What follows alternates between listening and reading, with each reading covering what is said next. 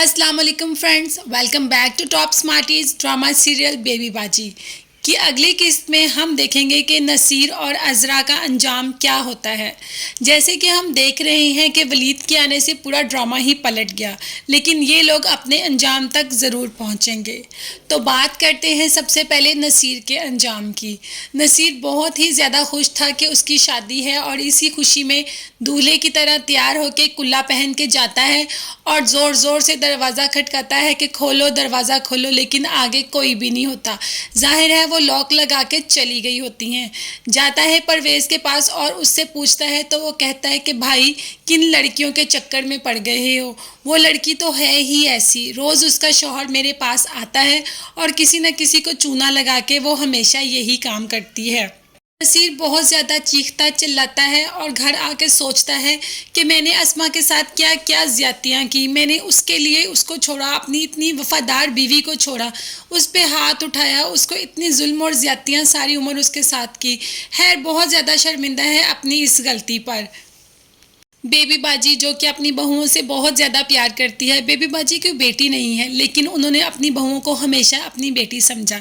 इस बात का एहसास फ़रत को अब हो रहा है जबकि वासिफ चला गया है और वो घर में बिल्कुल अकेली है, लेकिन बेबी बाजी उसका साथ नहीं छोड़ती, हमेशा उसको अपने साथ रखती है, उसका ख्याल करती है।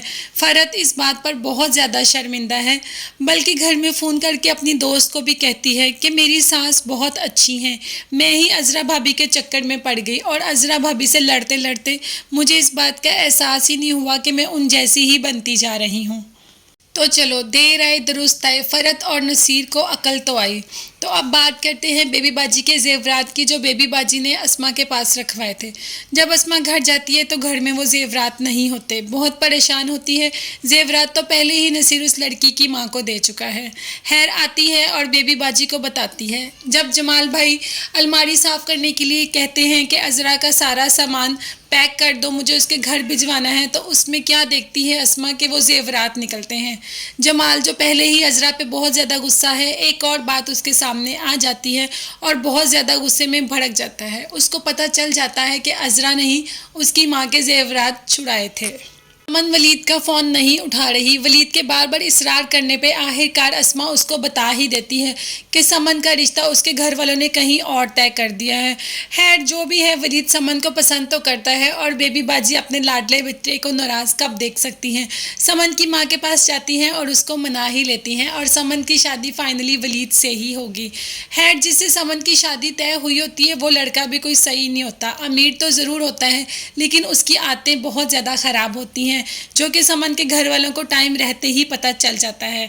और उनके लिए वलीद से बेहतर ऑप्शन कोई नहीं, क्योंकि दोनों एक दूसरे को पसंद करते हैं। तो यहाँ इन दोनों की शादी मुमकिन है, मुमकिन नहीं 110% यकीन है कि इन दोनों की शादी हो जाएगी।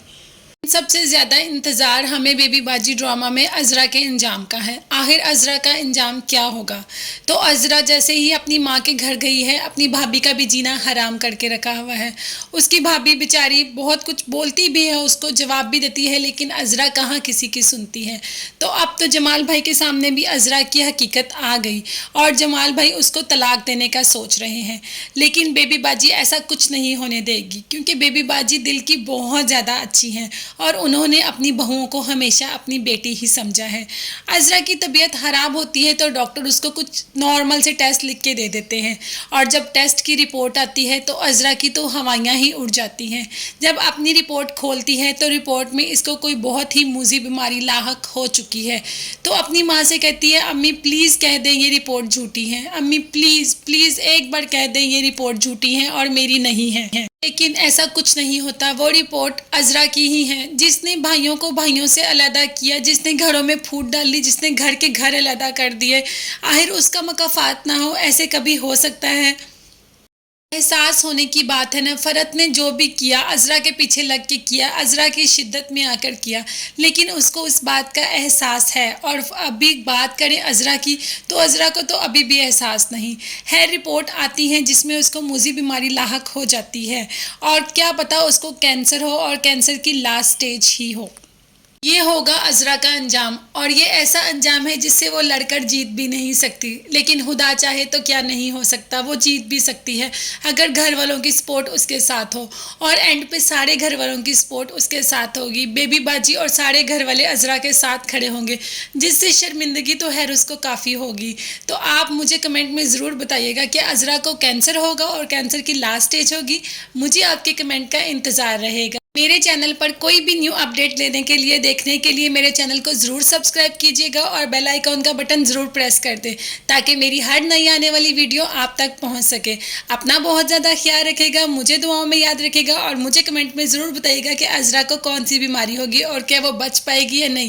مجھے آپ کی قیمتی رائے کا انتظار رہے گا۔ اللہ حافظ، ٹیک کیئر، بائے بائے۔